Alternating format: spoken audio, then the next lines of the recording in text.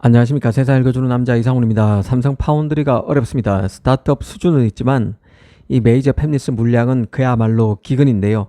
물론 분위기는 무르익고 있습니다. 인텔의 그 파운드리 포기 가능성이 제기되면서 TSMC 의존도는 더 심해졌습니다. 실제 그 TSMC의 8월 실적은 1년 전보다 33% 늘었죠. 이 앞으로 TSMC 생산 캐파를 잡는 게 팹리스 입장에서는 더 팍팍해질 것입니다.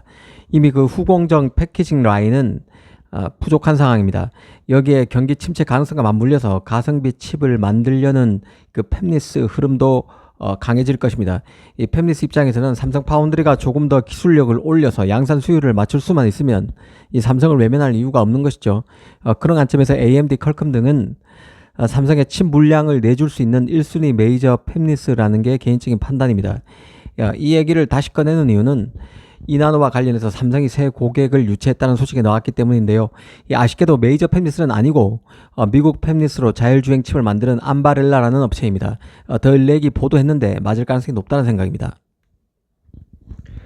이 사실 암바렐라는 삼성 입장에서 새롭게 발굴한 팹리스는 아닙니다. 이 암바렐라는 이미 5나노에서 자율주행 칩을 삼성을 통해서 만들고 있는데요. 이 2나노에서도 협력을 이어가는 것입니다.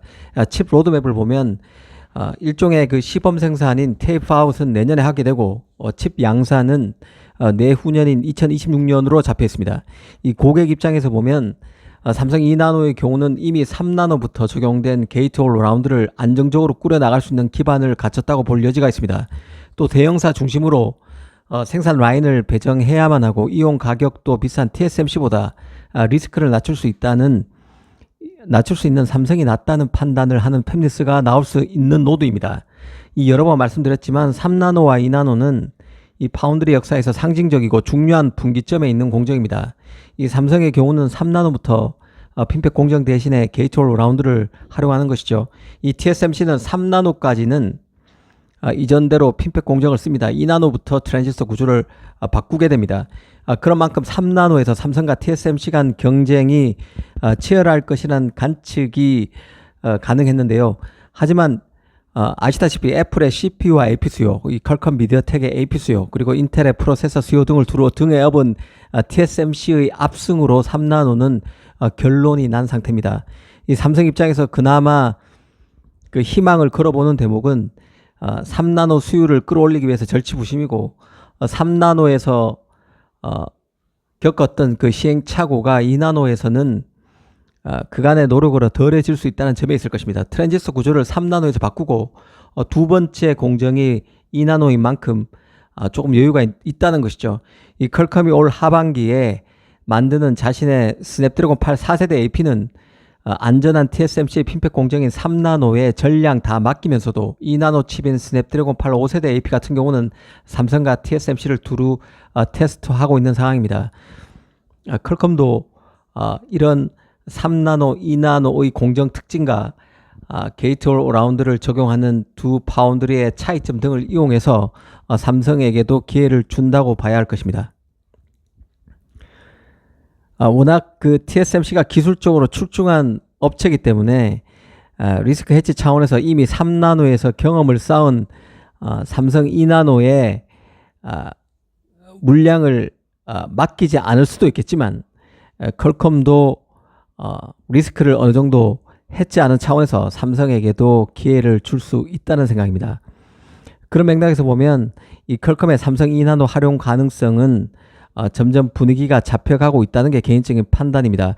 이 퀄컴 같은 경우는 비싼 가격 때문에 팹리스로부터 외면받는 측면도 있기 때문에 삼성이 분발만 좀 해준다면 스냅드래곤 8 5세대 AP의 삼성 AP의 경우는 삼성에게도 일부 물량을 맡길 확률이 충분하다는 생각입니다. 2나노의 경우는 이 암바렐라 자율주행 칩이 삼성이 수주한 최초의 칩은 아닌데요. 일본 AI 스타트업인 프리퍼드 네트워크스 AI 칩도 삼성이 이미 2나노에서 건졌습니다. 이 프리퍼드 네트워크스의 경우는 AI 칩과 HBM을 모두 한 번에 납품하는 형태라는 점도 특징으로 꼽을 수 있을 것입니다. 그리고 암바렐라처럼 과거 삼성 5나노에서 협력했던 것을 2나노로 끌고 온 것과 달리 프리퍼드 네트워크스는 기존에는 TSMC를 파운드리 파트너로 하고 있다가 2나노에서 삼성으로 갈아탄 케이스입니다. 삼성이 항상 그 턴키 수주, 원스톱 수주를 강조해 왔는데 이 프리퍼드 네트워크스 같은 경우는 AI 칩과 HBM을 모두 한 번에 납품하는 기회를 삼성에 모두 준 것이죠. 이런 것들도 유심히 볼 필요가 있습니다. 사실 삼성으로서는 메이저 팹리스 수주가 절실합니다. 하지만 이게 잘 안 되고 있는 상황이고, 그래서 일단은 스타트업과 거래로 내공을 축적하는 게 필요한 상황입니다. 그런 맥락에서 보면 이 AI 시장은 삼성에게 새 기회를 주는 측면도 있을 것입니다. 아쉬운 부분이 많지만 그래도 스타트업의 AI 칩이 시장에서 영향력을 확보하면 삼성 파운드리도 힘을 받을 수 있는 것이죠. 빅테크들은 그 엔비디아 칩으로부터 독립하기 위해서 자체 칩 설계에 절치부심이고, AI 시장에서 자신의 존재감을 알리려는 스타트업도 급격히 늘고 있습니다. 이들은 새롭게 파운드리를 활용하게 되는데요. 삼성 입장에서는 AI 칩 시장이 커지면서 군소 고객이 늘어나고 있는 것이 메이저 업체를 잡지 못하는 상황에서는 삼성으로서는 새로운 기회를 창출할 수 있는 영역이 될 수 있습니다. 이들 신생 칩 설계 업체와 거래 관계를 트면서 보수적인 반도체 시장에서 이들을 충성도 높은 고객으로 자리 잡게 만들 수 있는 것이죠. 삼성이 4나노, 3나노 등 첨단 선단 공정에서는 이런 식으로 나가고 있다는 생각이 듭니다. 삼성 입장에서는 스타트업의 칩을 통해서 성공 경험을 쌓고 이를 기반으로 메이저 칩 시장으로 가는 게 현실적인 루트라고 생각됩니다. 캐나다 스타트업인 텐스토렌트 칩, 그리고 미국 AI 스타트업인 그로크 칩도 모두 4나노 HPC 전문 노드인 SF4X 노드로 수주했는데요. 같은 맥락으로 볼 수 있을 것입니다. 냉정히 보면 삼성은 이미 한번 파운드리에서 대형 고객의 신뢰를 잃었다고 볼 수 있습니다. 엔비디아 GPU 암페어 수주, 이 퀄컴의 AP 사양인 최고급 사양인 그 8시리즈를 잇따라 수주해서 기세를 올렸지만 수율이 부진하다는 게 드러나면서 고객 이탈이 심했었습니다. 이제 4나노 수율은 TSMC 수준으로 끌어올렸다는 얘기가 나오고 있고 3나노 격차도 줄이는 게 필요한 상황입니다. 엑시노스 2500도 양산이 연말까지 쉽지 않다는 말이 나오는 만큼 앞으로 어떤 결과를 내놓을지 주목할 필요가 있습니다. 한번 땅에 떨어진 신뢰를 다시 제자리로 끌어올리는 데는 시간이 절대적으로 필요하다고 봐야 할 것입니다. 그런 관점에서 보면 대형 고객사라면 삼성 파운드리에 대한 일종의 검증 역할을 해줄 리트머스 시험지가 필요하고, 이걸 스타트업 칩들이 해주고 있다는 생각도 듭니다. 이나노에서 암바렐라 칩 수주도 같은 맥락으로 이해할 수 있을 것 같습니다. 이 삼성으로서는 최선단 공정에서 투트랙으로 가고 있다고 봐야 하는데요. 일단 스타트업 칩을 적극적으로 잡고 있고, 이를 기반으로 시장 신뢰를 높이고 칩 제작 경험도 늘리고 있습니다.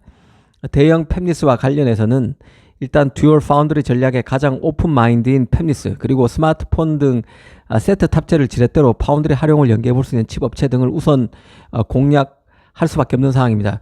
이 퀄컴, 미디어텍 등이 그런 대상이 될 것으로 봅니다. 한편으로 칩 제작도 전공정, 후공정으로 세분화해서 지금 설비 부족에 직면한 후공정부터 공략하는 전략도 구사할 필요가 있을 것입니다. 이 팹리스, 메이저 팹리스 입장에서도 TSMC 생산 캐파 부족으로 삼성을 제2의 옵션으로 고려할 수밖에 없는 환경이 되고 있는 만큼 AI 칩 경쟁 구도를 유심히 살펴보면 삼성에게도 아마 기회가 조만간 올 것으로 봅니다. 감사합니다.